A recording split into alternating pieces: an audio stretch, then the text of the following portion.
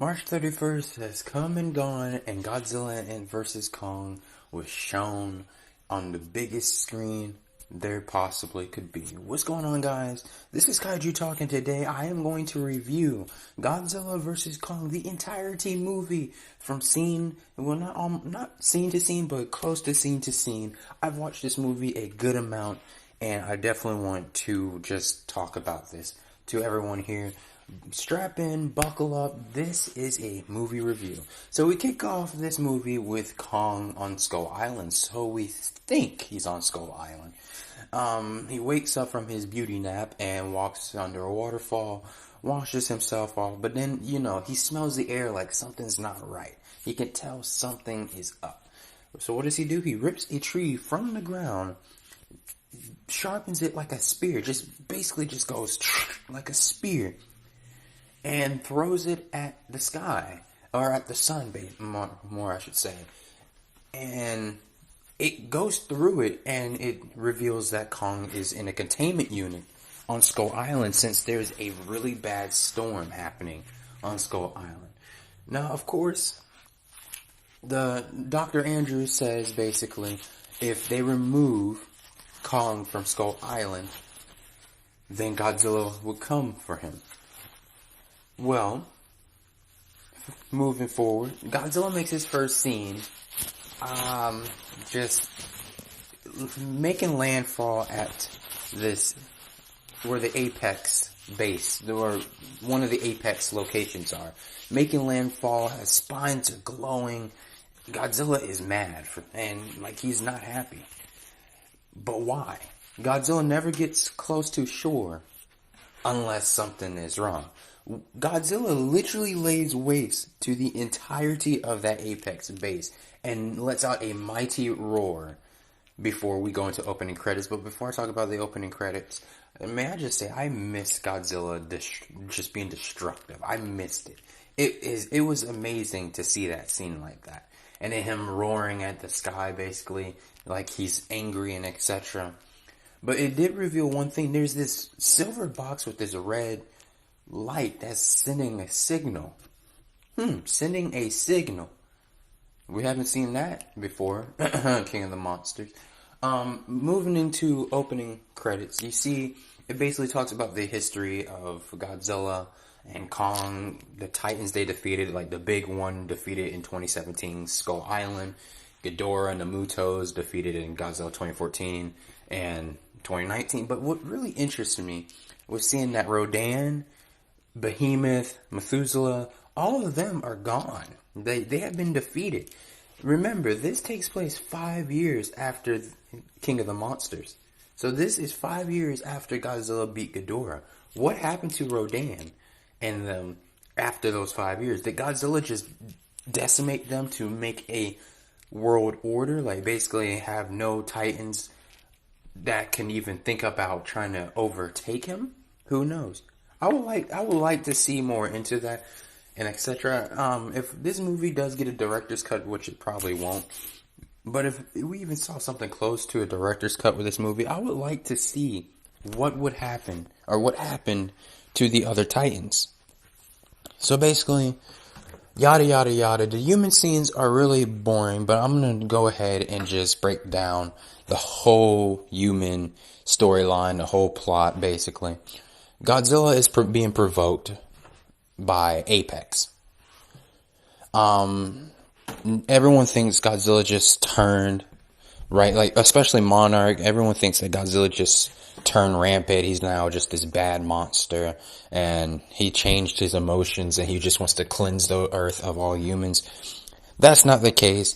As the podcaster on Godzilla vs. Kong named Bernie states, that Godzilla really only attacks when he is provoked. Something's provoking him. Hinting that signal at the beginning scene, which basically is like the orca in a way. Well, actually, technically is like the orca from King of the Monsters given an apex call, and Godzilla remembers 5 years ago, Ghidorah, he almost lost his life fighting Ghidorah, both to the oxygen destroyer and from being dropped from the air, the sky. So he doesn't want to have the Earth in danger anymore. He thinks that signal, that little doom, that is basically Ghidorah's brain letting out a signal that Apex is using. Little do they know that's going to backfire on them. But let's continue. So, of course, Bernie, we have Millie Bobby Brown in this. We have Julian in this. But I get why people say, why is Millie Bobby Brown in here and etc. She doesn't really do that much. I understand. I personally don't mind her being in this movie. It's a good way to tie in King of the Monsters 5 years ago to now. That's the only reason I would say I like her being in this. But I understand what a lot of people are saying. They have little roles and it really made no sense. But again, we don't really care about Godzilla and Kong for human story. We care about them for the giant monster action and etc. So we go further into this, and basically Millie and Jillian travel to see Bernie. They are at this little cafe, diner, I don't know what it is. And Madison basically says, I think Godzilla's attacks haven't just been, random. I think he's looking for something. And of course, Bernie's like, oh yeah, I'm at the same opinion. Basically, they're the group trying to figure out why is Godzilla attacking others? Or why is Godzilla attacking everyone without, because many people in this movie were like, Godzilla just turned rogue. He's just now bad, which I wouldn't mind that, but that's not the case. Moving back to Team Kong, Dr. Nathan, who is going to be their main leader, I guess you can say, on this mission to get Kong to the Hollow Earth, which is very interesting. I know Kong's going to get another movie. He's going to get at least one more movie. And before I go further into this movie review, many of my friends said, why is this movie more centered on Kong than it is Godzilla? Well, if we think about this, Godzilla was already in 2 movies, and this was his 3rd one. Kong was only in 1 movie, and this is his 2nd one. So we're definitely going to get another Kong movie, which is basically going to take place in the Hollow Earth, and I'm happy about that, because I want to see more of the Hollow Earth. I want to see more of the history through the Monsterverse, but let me get back on topic. I can talk about all this stuff at the end. Basically, Dr. Nathan lost his brother trying to enter the Hollow Earth before. Now, of course, the Apex leader, or commissioner, or whatever you want to call him, said they've created vehicles called the HEVAV, if I'm correct on saying that. No one blast me for that. But to get into the Hollow Earth, and Dr. Nathan said, well, I'm going to need a little help, which he goes to Dr. Andrews and asks if they can get Kong to lead them to the Hollow Earth. She agrees. The little girl basically doesn't like it. Kong doesn't like it. So they're traveling to Antarctica on a ship. This is where the first fight scene happens. Of course, Of course, the general, or I'm going to call him general on the ship, as Dr. Andrews, we have evaded all Godzilla's territory. Technically, the whole Earth is Godzilla's territory, and all the water is definitely his territory. So you really haven't evaded all of his territory. Now, of course, Godzilla comes to Kong, destroying one of the warships, and then having one stuck to his tail. This is where the first fight scene happens, and this does not fail to deliver. I'm going to say it like this. Seeing Godzilla and Kong on a aircraft carrier, I know it's unrealistic, but it's really cool. It was really cool.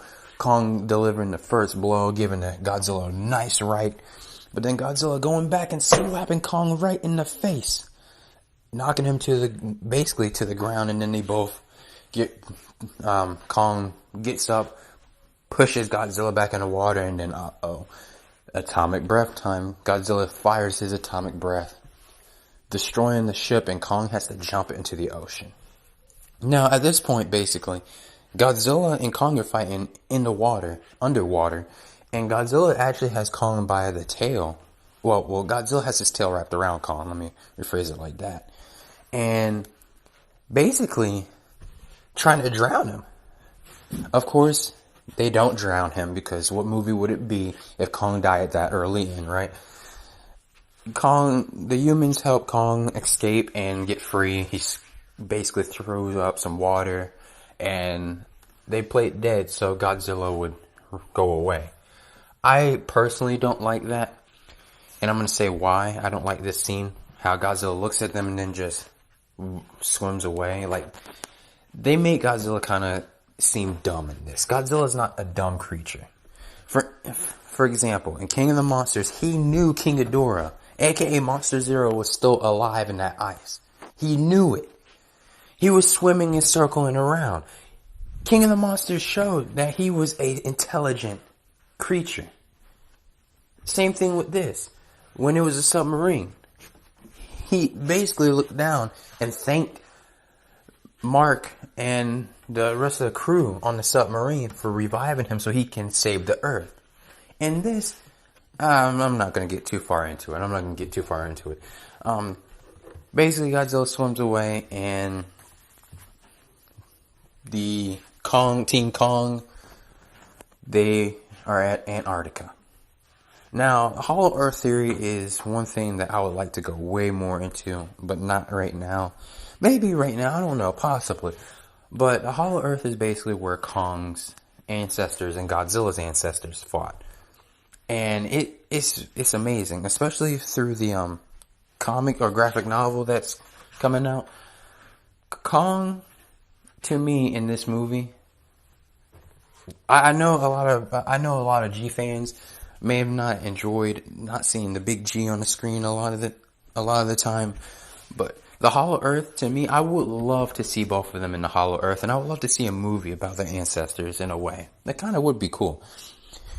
But they get to the Hollow Earth, of course, it's successful when they get into the Hollow Earth, and Kong runs towards his old home, the throne where his father was, or his ancestors were.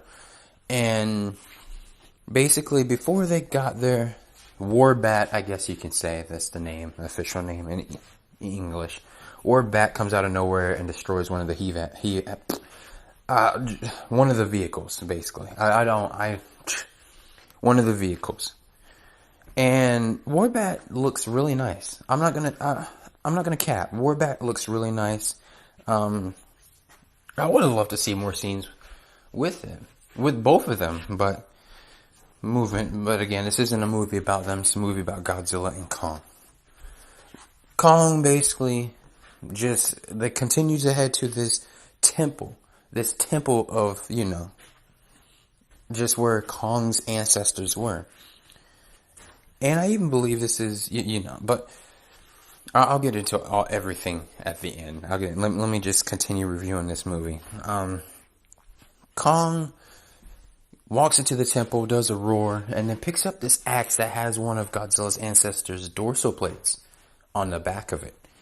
He raises it up, pounds his chest, and gives out a mighty roar, and sits on a throne like a rightful king. But meanwhile, Godzilla, who is now heading to Hong Kong, makes landfall in Hong Kong for one of the greatest scenes I've seen Godzilla do in a while. Which, he is looking around Hong Kong because guess what? Apex facility, oh wait, they're really bad. Because they fired up a mecha. A mecha? Oh my gosh. So there's a robot Godzilla? No, of course, we know it's Mecha Godzilla. And the Skullcrawler just gets obliterated. I felt so bad for the Skullcrawler. R.I.P. Skullcrawler. I felt so bad for it. Skullcrawler literally gets obliterated by Mechagodzilla's atomic breath. And it wasn't even at full power. That's the sad thing. It wasn't even at full power. Just shows how powerful it is, though.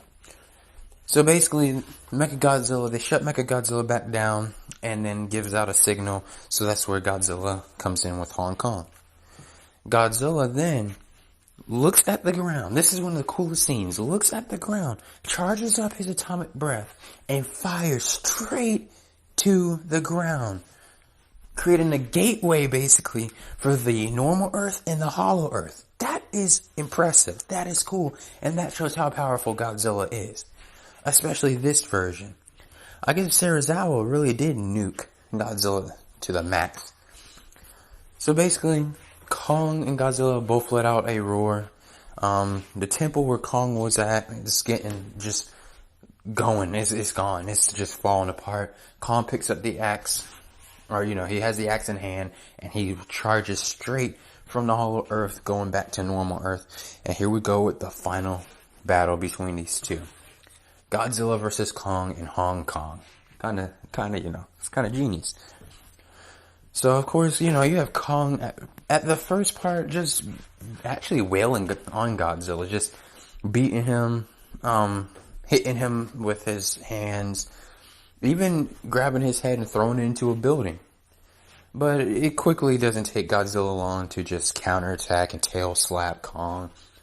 Even had the axe stuck in his leg and just bit it out and threw it into the top of a building. Kong evading Godzilla's atomic breath, but Kong does get hit by Godzilla's atomic breath at least once. And ultimately tumbles down. But he gets up and continues. But another one of the coolest scenes I've seen is Kong with the axe.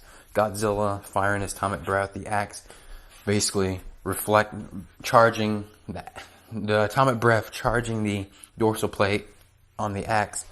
And Kong just let it rip. They both went flying back from the impactful wave shot, kind of like a Dragon Ball Z thing when it's a very high ki blast and both people get sent back. It's awesome. Then Godzilla basically out of nowhere charges and eats a face full of building. Kong moving out the way, but Kong's shoulder gets broke in this last little fight scene right here, and Godzilla just puts his big old foot on Kong and squishes down, looks in Kong, eye to eye, roars, and Kong roars back. Basically, he's still not submitting to Godzilla. And ultimately, Godzilla lets Kong, gets his foot off of Kong. Kong tries to get up, falls back, but is unable to get up. His heart is basically fading slowly as he's dying. Moving to the end of the movie, like the end, Godzilla is basically just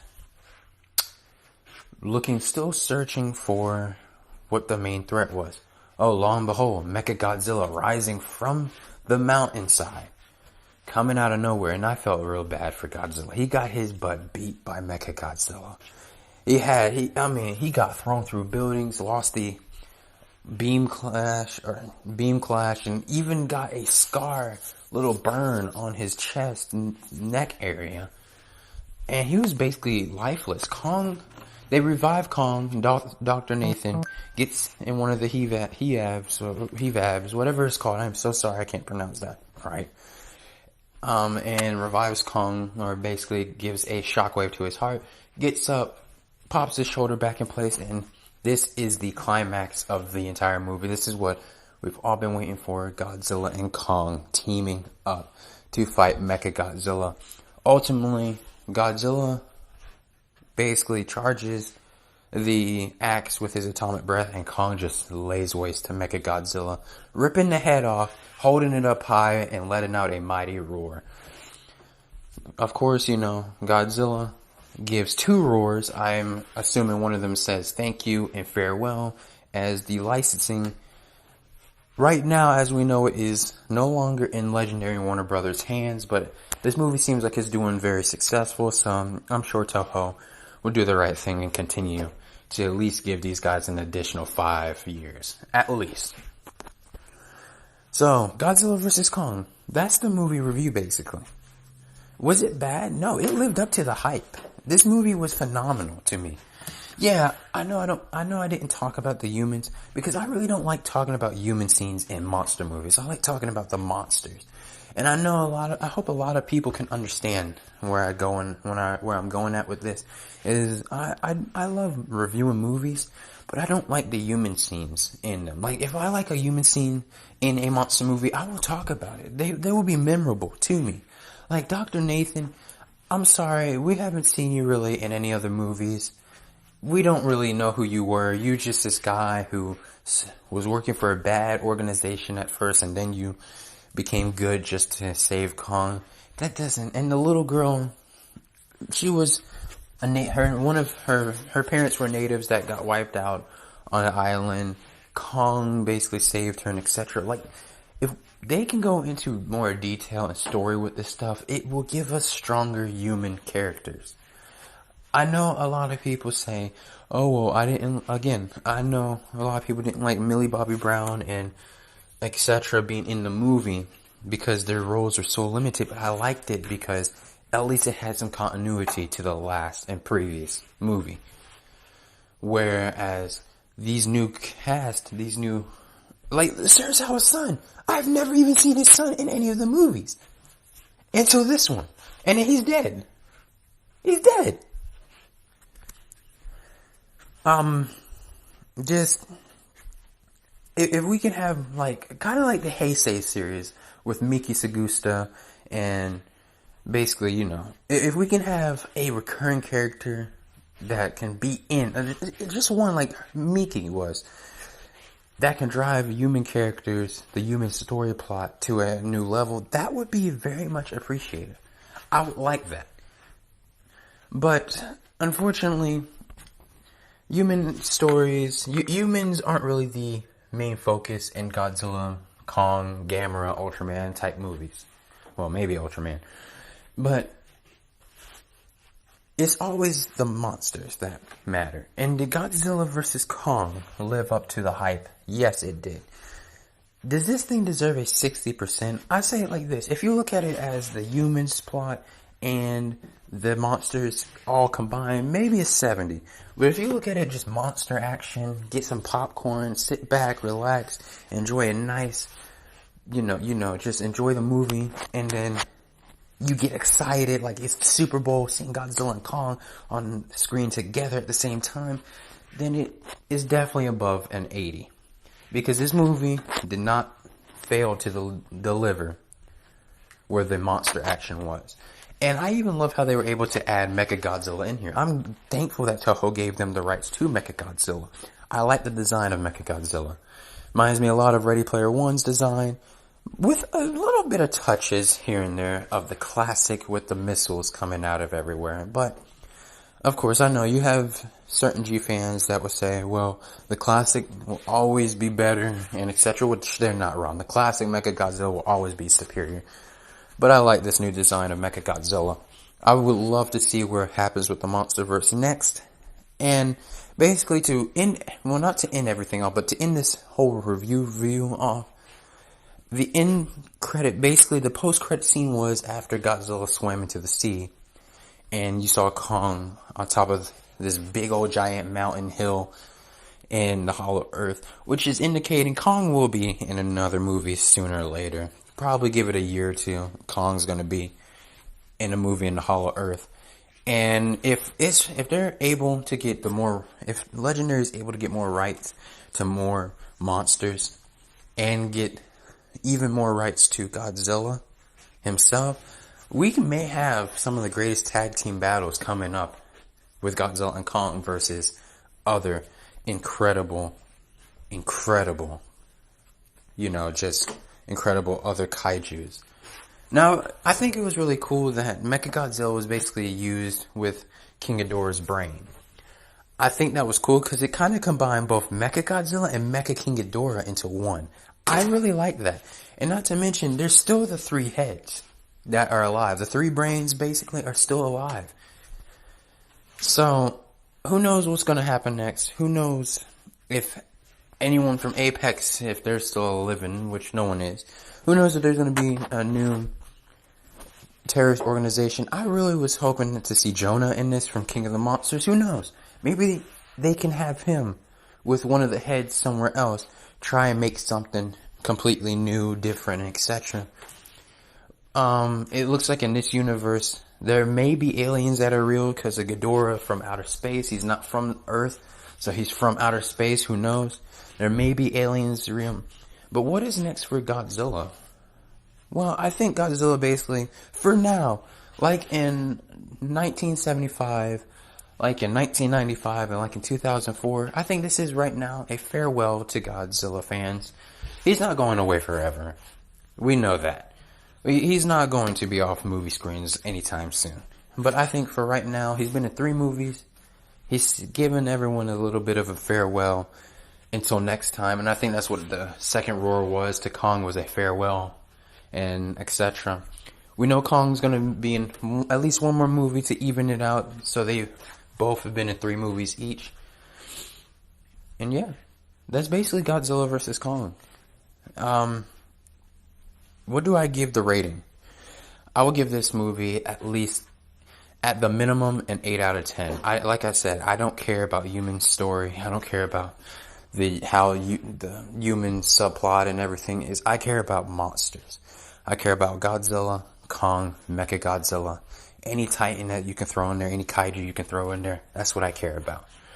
This movie, when I saw the trailer last year, or not last year, when I saw the trailer this year, I was spooked. I was so excited for this movie, and it did not fail to deliver for me. I've watched this 5 times, probably going to watch it 6 today. This movie does not fail to deliver. If you have not watched it yet, I say go check this movie out. Again, don't look at it and say, oh, there's just boring humans. Look at it as Godzilla, Kong, same screen, same time, fights. And at the end, have this fantastic tag team that I never thought, for the first time ever, both of them are teaming. Both of them had to team to protect the Earth for the first time ever, which just, it blows my mind, dude. Anyways, this has been Godzilla vs. Kong movie review. Let me know what you guys think about this movie down below, and I will get back to y'all in another video.